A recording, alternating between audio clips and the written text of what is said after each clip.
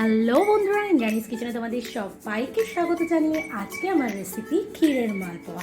এই নরম তুলতুলে ক্ষীরের মালপোয়াটা তোমাদের সাথে চলো শেয়ার করি। ভালো লাগলে লাইক করো, শেয়ার করো, সাবস্ক্রাইব করে পাশে থাকা বেল বাটনটা প্রেস করতে ভুলো না কিন্তু। তো চলো লেটস গো। এই ক্ষীরের মালপোয়াটা করার জন্য দেখো আমি এখানে 200 গ্রাম মতো খোয়া ক্ষীর নিয়ে নিয়েছি বন্ধুরা। 1 কাপ মতো আমার ময়দা আছে, 350 ml মতো আমি এখানে দুধ নিয়েছি। দুধটা একটু হালকা গরম আছে। আর এর মধ্যে আমি দেখো মৌরি আর এলাচ একটুখানি থেতো করে রেখে দিয়েছি। তো চলো রেসিপিটা শুরু করি। প্রথমেই বন্ধুরা আমি এই খোয়া ক্ষীরটাকে পুড়িয়ে নেব। এটার মাধ্যমে একটু ভালো করে পুড়িয়ে নেব, তাতে আমার খোয়া ক্ষীরটা একটু গলাতে সুবিধা হবে। দেখো খোয়া ক্ষীরটা আমি পুড়িয়ে নিয়েছি। এবার আমি এই যে দুধটা আছে, এই দুধটা বলেছিলাম একটু হালকা গরম আছে, এই দুধটা আমি এর মধ্যে ঢেলে দেবো আর এটাকে ভালো করে ব্লেন্ড করে নেব। দেখো বন্ধুরা আমি খুব সুন্দরভাবে কিন্তু এটাকে ব্লেন্ড করে নিয়েছি। খোয়া ক্ষীরটা আমি পুরো দুধের সাথে মিশিয়ে দিয়েছি। এবার দেখো যে আমি যে 1 কাপ ময়দা নিয়েছিলাম, এই 1 কাপ ময়দাটা এটার সাথে অ্যাড করে দিলাম। এবারও আমি এই ব্লেন্ডারটার সাহায্যে এইটাকে খুব ভালোভাবে মিশাবো। আর দেখো অল্প অল্প করে দুধ আমি এটার মধ্যে দিতে থাকবো।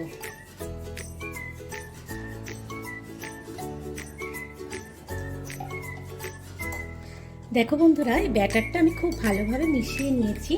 এমনভাবে মেশাবে যাতে খোয়া ক্ষীর বলো কি ময়দা বলো কোনোটারই যেন লাম্পস না থাকে। আচ্ছা, এবার আমি যে মৌরিটা আছে সেই মৌরিটার মধ্যে দিয়ে দেব। মৌরিটা একটু স্বাদ আর গন্ধের জন্য দিচ্ছি বন্ধুরা, তোমরা ইচ্ছে করলে দিতে পারো বা নাও দিতে পারো। এটা দিলে মুখে পড়ে একটু খেতে বেশ ভালো লাগে। এটাকে ভালো করে মিক্সড করা হয়ে গেছে। এবার এটা আমি আধ ঘন্টার জন্য রেস্টে রেখে দেবো। তার আগে তোমাদের ব্যাটারটা দেখিয়ে দিই। দেখেছো এরকম পাতলা হবে ব্যাটারটা।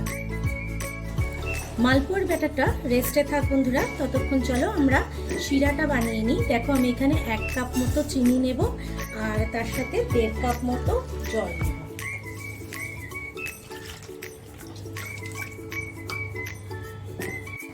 চিনির রসটা খুব একটা ঘন করার দরকার নেই। মোটামুটি তোমরা যখন দেখবে একটু চিটচিটে হয়ে এসছে, রসটা তৈরি হয়ে গেছে, তখন গ্যাসটা অফ করে দেবে। চিনির রসটা আমার হয়ে এসছে বন্ধুরা, দেখি একটুখানি।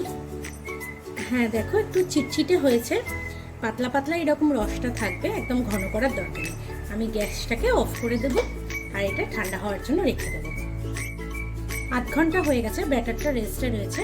দেখো আমি এখানে একটা ফ্রাইং প্যান নিয়ে নিয়েছি।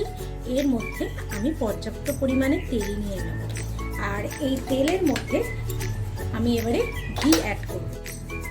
2 টেবিল চামচ মতো এর মধ্যে আমি ঘি অ্যাড করে দেবো। দেখো বন্ধুরা তোমরা কিন্তু এই রেসিপিটা ঘিতেও করতে পারো। ঘিতে করলে একটু বেশি সুন্দর হয়, একটু গন্ধটাও একটু সুন্দর হয়। আমি এখানে তেলের মধ্যে ঘিটা দিয়ে দিচ্ছি। আর হ্যাঁ, এই তেলের মধ্যে ঘিটা কিন্তু অবশ্যই মিক্সড করবে, তাহলে একটা সুন্দর গন্ধ থাকবে। তেলটা আমার এখানে গরম হয়ে এসেছে বন্ধুরা। আচ্ছা, এটা গরম ঠিক মতো হয়েছে কিনা তা বোঝবার উপায় হলো অল্প একটু ব্যাটার নিয়ে এর মধ্যে ফেলে দেবে। যদি এটা ওপর দিকে ভেসে ওঠে, দেখো সাথে সাথে ভেসে উঠেছে, দেখেছো, তাহলে জানবে যে একদম ব্যাটারটা রেডি হয়ে গেছে। তাহলে চলো বন্ধুরা আমরা পরপর মালপোয়াগুলো ভেজে নিতে থাকি। আচ্ছা, অল্প অল্প করেই দেবে, গোল গোল করে।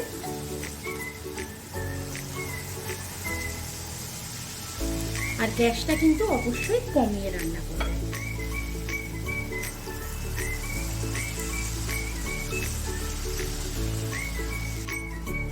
দেখো এবার আস্তে আস্তে এগুলোকে আমরা উল্টে দেবো, উল্টে উল্টে ভাজবে।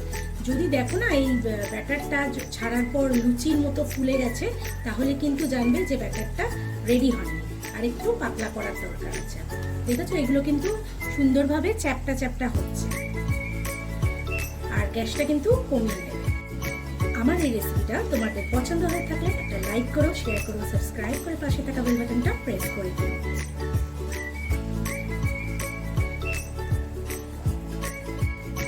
দেখো বন্ধুরা, আমার মালপোয়াগুলো ভাজা হয়ে গেছে। এবার এগুলোকে আমি তুলে নেব। একটু তেলটা ঝরিয়ে এটাকে তুলতে হবে, ভালো করে একটু চিপে নেব। তেলটাকে দেখো এভাবে ভালো করে চিপে নিয়ে একটা একটা করে মালপোয়াগুলোকে তুলে নেবে। দেখো বন্ধুরা, মালপোয়াগুলো ভাজার পর এরকম দেখতে হয়েছে। চলো আস্তে আস্তে আমরা বাকিগুলো ভেজে নিই। আবার বন্ধুরা দেখো, আমি আর এক ব্যাচ মালপোয়া ভেজে ফেলবো। এরম ভাবে এর মধ্যে ছড়িয়ে দেবে। আমার যা ফ্রাই প্যানের সাইজ আছে তাতে আমি 3টে করে মালপোয়া ভাজতে পারছি। দেখো বন্ধুরা, এই সেকেন্ড ব্যাচ মালপোয়াটাও আমার ভাজা হয়ে গেছে। আমি এরকম লাল লাল করে একটু ভেজে নিয়েছি। এবার এগুলোকে তুলে নেব। আর এগুলো এত পাতলা না, তুলতে গেলে দুটো জিনিসের সাহায্য লাগে, না হলে এই তেলটা ঝরিয়ে ভালো করে তোলা যায় না। দেখো বন্ধুরা, আমি সবকটা মালপোয়া ভেজে নিয়ে এসেছি। আমার এখানে 15টা মতো মালপোয়া ভাজা হয়েছে। এইবার আমরা এগুলোকে রসে ফেলব। দেখো রসটা আমার এখানে হালকা গরম আছে, একদম ঠান্ডা হয়ে গেছিল রসটা, আমি একটুখানি গরম করে নিয়েছি। এবার মালপোয়াগুলোকে আমি রসে দেব। আচ্ছা, বেশিক্ষণ রাখবো না বন্ধুরা, দিয়েই খানিকক্ষণ বাদে তুলে নিতে হবে। মালপোয়াগুলো দেখো আমার রসে ভিজে গেছে, অনেকক্ষণ ভেজাবে না, মোটামুটি ওই 1-2 মিনিট মতো রেখে রসটা একটু ঝরিয়ে তারপর তুলে নেবে।